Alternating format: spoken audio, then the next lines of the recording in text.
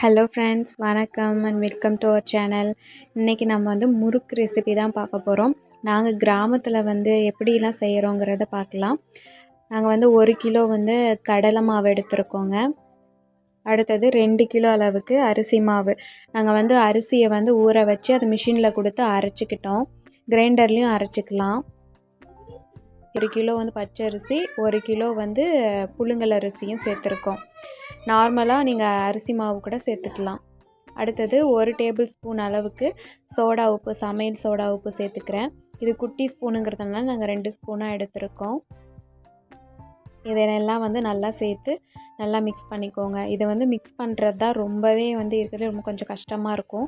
ஆனால் நல்லா கையால் இழுத்து இழுத்து பிசையணும். அடுத்து காரத்துக்கு ஏற்ற மாதிரி மிளகாத்தூள் சேர்த்துக்கோங்க. நாங்கள் 2 டேபிள் ஸ்பூன் அளவுக்கு மிளகாத்தூள் சேர்த்துக்கிட்டோம். இப்போ மிளகாத்தூள் நல்லா சேர்த்து நல்லா பிசைஞ்சுக்கோங்க.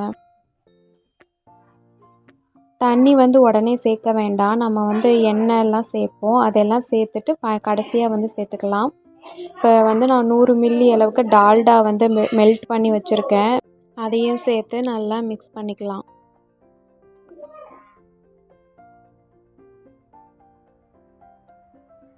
இது கூட நான் எள்ளு சேர்த்துக்கிறேன். எங்ககிட்ட கருப்பு எள்ளு இருந்ததுனால அதை லைட்டாக ரோஸ்ட் பண்ணி அதை சேர்த்துக்கோங்க. உங்கள்கிட்ட வெள்ளை எள்ளு இருந்தாலும் அதையும் சேர்த்துக்கலாம். அடுத்தது உப்பு தேவையான அளவு, நான் தூள் உப்பு தான் சேர்த்துக்கிறேன். அதை சேர்த்துக்கலாம்.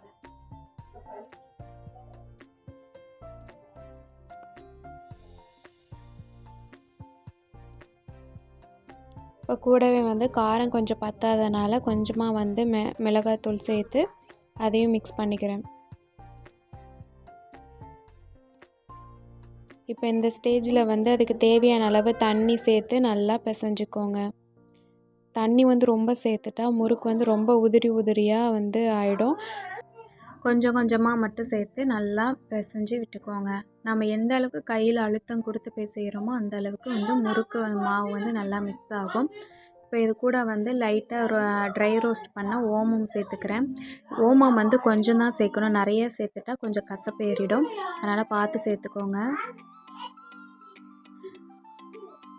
இப்போ பாருங்கள், நான் கொஞ்சமாக தண்ணி சேர்த்து நல்லா பிசைஞ்சுக்கிறோம். நம்ம கையால் எந்த அளவுக்கு பிசைகிறோமோ அந்த அளவுக்கு மாவு ரொம்ப நல்லா சாஃப்டாகிடும். நான் நல்லா மிக்ஸ் பண்ணிவிட்டு இதை ஒரு 1/2 hour அப்படியே விட்டுருங்க. அதுக்கப்புறமா நம்ம எண்ணெயில் போட்டு எடுக்க போகிறோம். கடைசியாக நான் ஒரு 100 ml அளவுக்கு எண்ணெய் மட்டும் சேர்த்து விட்டுட்டு ஒரு 1/2 மணி நேரம் போல் அப்படியே ரெஸ்ட்டில் விட்டுடுறேன். அதுக்கப்புறமா தான் முறுக்கு பிழிய போகிறோம். இது நார்மலான ரீஃபைண்ட் ஆயில் தான் சேர்த்துருக்கேன். இது சேர்க்கும் போது முறுக்கு நல்லா மொறு மொறுன்று கிறிஸ்பியாக கிடைக்கும். அதுக்காக தான் நாங்கள் கிராம விறகு அடுப்பில் தான் செய்வோம். ஏன்னா அப்போ தான் சீக்கிரமாக சுட்டு எடுக்க முடியுங்கிறதுக்காக. நாங்கள் இன்றைக்கி தேங்காய் எண்ணெயில் சுட போகிறோம். ஏன்னா நாங்களே வீட்லேயே ஆட்டின எண்ணெய்ங்கிறதுனால நாங்கள் தேங்காய் எண்ணெயில் ஆட்டும் போதெல்லாம் அந்த மாதிரி முறுக்கு சுட்டுப்போம். நல்லா வாசனையாக இருக்கும்.